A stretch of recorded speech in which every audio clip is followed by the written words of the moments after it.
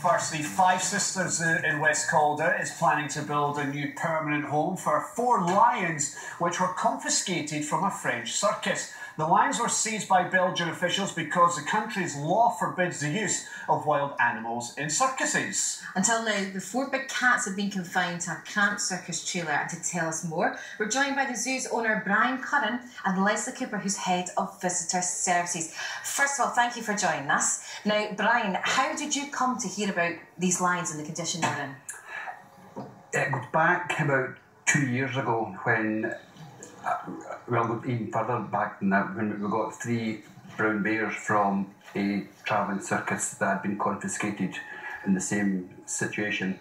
We were asked if we could do a rescue for these bears, and it felt so far-fetched at the time. We said we'd like to help, but there was just so much public support out West Lothian way that sort of gave us a inspiration to go on with this. So we'd successfully, against all the odds, managed to build a state-of-the-art enclosure for the 3 bears.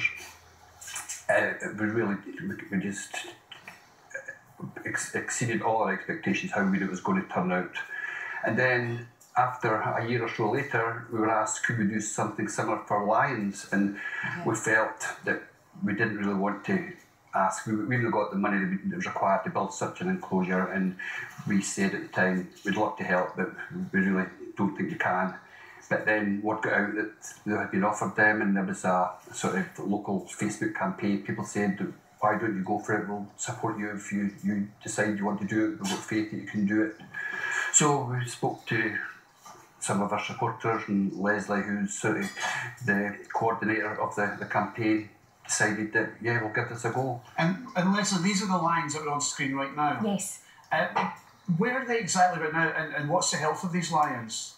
Basically, they're fine, they're safe, and they've been, if you like, rescued from the circus. What happened was in March 2014, Belgian law said that you weren't allowed to perform with live animals in circuses. So in May 2014, when there was a travelling French circus, they were approached by the police, the Belgian police, and said, you must leave the country. 4 times they went to the circus and told them, you must leave this country, you're not allowed to perform. So what about the other animals? Is this left other animals in Belgium homeless? Is there animals in this situation? Not from that particular circus. It was literally, they took the police trailer, the police lorry, and confiscated the trailer, and they literally drove it to this Belgian rescue centre that are set up to temporarily house emergency rescue of animals. They do look healthy. When was that video taken? That video was taken about 4 weeks ago. Right. So myself and Shirley, Brian's wife, we travelled to Belgium to see them. Now the lions are fine, they're being well looked after. The enclosure, compared with what they had in the circus, is much larger, but it's not specifically designed to house 4 large lions for a long period of time. They do look content at the moment, but I take it you're desperate to get them out of there. Yeah, they need lots more space, and I think just a permanent home, because this temporary centre needs to then go on to rescue other animals. So until a permanent home's found, which now it has been, they can't continue with their work. Tell me, how do you think they'll take to being rehomed in West Lothian? Because they've been through some terrible treatment. They've been declawed, I believe. I was reading earlier on. They really need some special attention. Do you think they'll settle well? We're sure they will. I mean, what I would say is they actually look like lionesses, and this is simply because they were castrated at an early age. This is the only way that they could have kept 4 large male lions together in a small space. And as you rightly said, Hayley, they've been declawed. But you know what we need to do is just, we've got time. We did it with the bears. We've got to build up a trusting relationship, let them calm down, and we're sure with the space and with a lot of attention that we can give them, they will recover. There's Ryan, you had a terrible incident a few years ago when you had a fire. How is everything after that? I've been along myself, I'm sure a few people have. How are things after that? We could not have hoped for a better recovery. I mean, 2 years, just over 2 years ago, the zoo almost finished. You know, it was so bad. Did you think that was the end of it? I did. Well, when it was during the night and the following day, we thought that we'll never recover from this. I mean, the main part of the zoo was gone.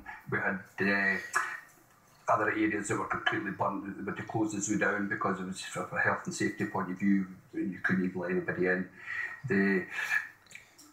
probably for 2 or 3 days we didn't know where we were going to, and it was just the public support we got. Amazing.